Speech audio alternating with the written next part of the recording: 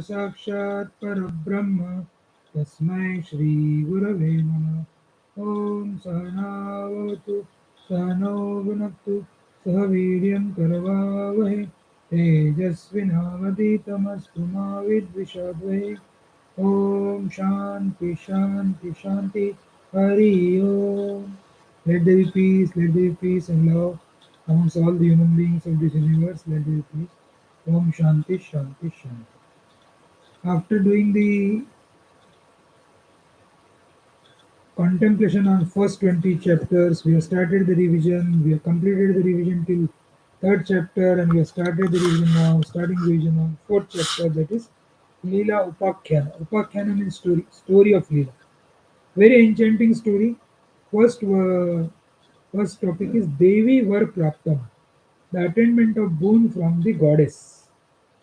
So now, as always, remember that this is the message given by the Vasishtha Rishi to the Rama, and through the Rama, now we are also getting benefited because Rama is our representative there. Rama is of the age of 15 years, whose mind was totally disturbed, frustrated because he has gone for a pilgrimage, and after seeing in a pilgrimage, he seen the problems because the whole world is at the might of sorrow, painful, and at the might of time. So this world he wants not to live in such world. So Vasishtha is explaining him. Now what the boon Devi gives, let us know the story from the Vasishtha Rishi now. Shloka number 1, chapter 4. You hear in this respect the temple legend which gives the peace of mind. So, what is the purpose of this? This gives a peace of mind. If we read this story of Leela, it will definitely give us a peace of mind. Will tell us that this world is a long, long dream. There was a certain king named as Padma, wealthy and possessed of discrimination. ऐसा king था वो विवेकी था और बहुत rich भी था. He had a charming wife called as Leela, who was devoted to her husband. तो वो अपने husband को पतिव्रता लेडी थी, उसका नाम था लीला. She thought once, उसके माइंड में एक बार आइडिया आई. So this thinking process only creates the संसार. My husband is a dearer to me than my life. मेरे पति मेरे से भी लाइफ से भी मेरे को ज़्यादा dearer है. He is possessed of the delight of youth and is prosperous. ये बहुत youth भी और prosperous is. How may he be ever young and deathless? ये young हर वक्त के लिए कैसे रह सकते हैं और बिना मृत्यु के कैसे रह सकते हैं? यौनलाख्यावानं श्रीमान कथम त्वदजरामरम्. So all successful accomplishments are indeed attended by religious austerity, repetition of sacred word and self-control. उसको पता था कि तपस करना पड़ता है, जप करना पड़ेगा और सेल्फ कंट्रोल करना पड़ेगा. But immortality is not obtain on any account. But मृत्यु पे विजय इससे नहीं मिल सकता. Having heard that from the mouth of the Brahman, she again reflected. और इस पे सोचा, if my death will happen before my husband's by destiny, then freed from agony, I shall happily rest in a cell. मेरे को अगर मृत्यु पहले आ जाती है हस्बैंड से तो मेरे को कोई प्रॉब्लम नहीं, क्योंकि मैं खुश रहूंगी उसके बाद.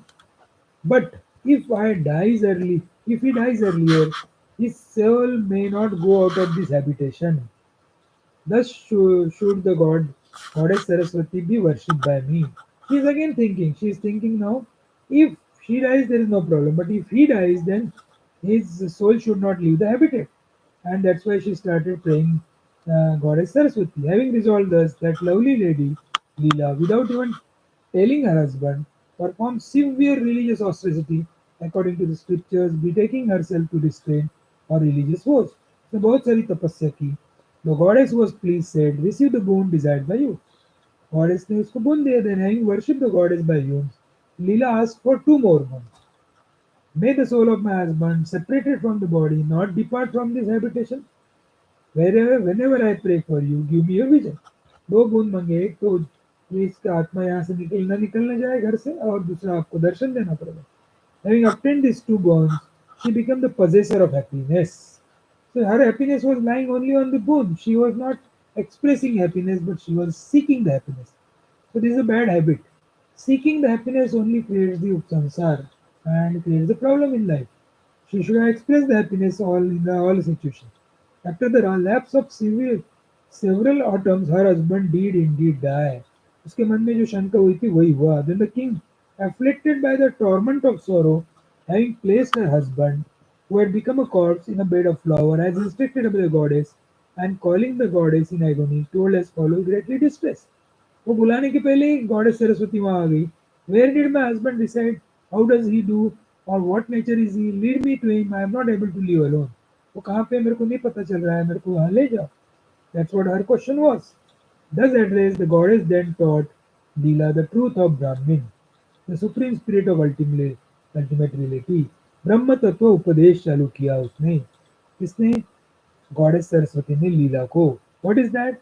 चिदाकाशम आकाशम च तृतीयकम गव्यम शून्यतरम विद्धि चिदाकाशम वरानम. There are the space of mind, space of consciousness, and thirdly the sky. Lovely lady, the space of consciousness is more void than the other two. So Chittakash and Akash, these are the empty spaces, whereas Chidakash is solid conscious space and Chidakash is more void than the other two. If you will attain fixity in that, having cast off all thoughts, you will then attain to the true principle of the state, which is of the nature of the whole, without doubt. Now she is telling, instead of telling where her husband is, she is asking to concentrate on the Chidakash. So you will know the nature of whole without doubt. By the accomplishment of the complete non-existence of the world, also this state is reached. Leela was then told, all at once experience the state of Nirvikalpa Samadhi, that is the yogic state of absolute consciousness where there is no distinction of knower, known and knowing. Then, having abandoned her own body, which is a cage of inner organs, that is mind, intellect, ego and consciousness, designated as mana, buddhi, ahankara and chitta, and established in his face, she saw her husband in the assembly of great number of kings. So when she reached the Chidakash, solid conscious existence, she has abandoned her body, she has abandoned mana, chitta, buddhi, ahankar, and then she reached there. Having seen the king seated on the throne, which is a former infirmity or old age, abandoned and 16 years of age, she was surprised. She was surprised, how can he be 16 years old? Having come to her inner chambers, she thought of the goddess with devotion.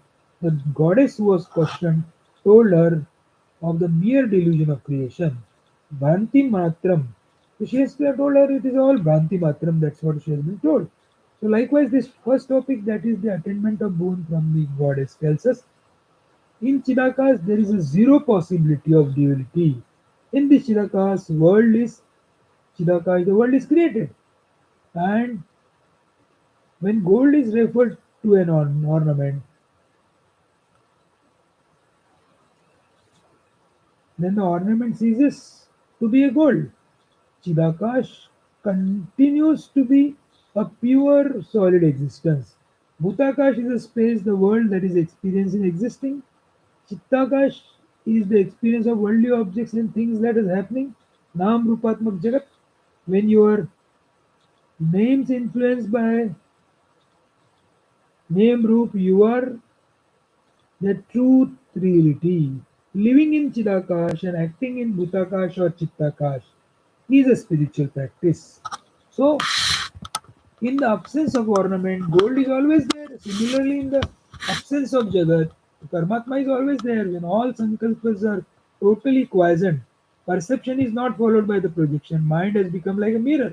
Reflect everything, retain nothing, and reject nothing and retain nothing.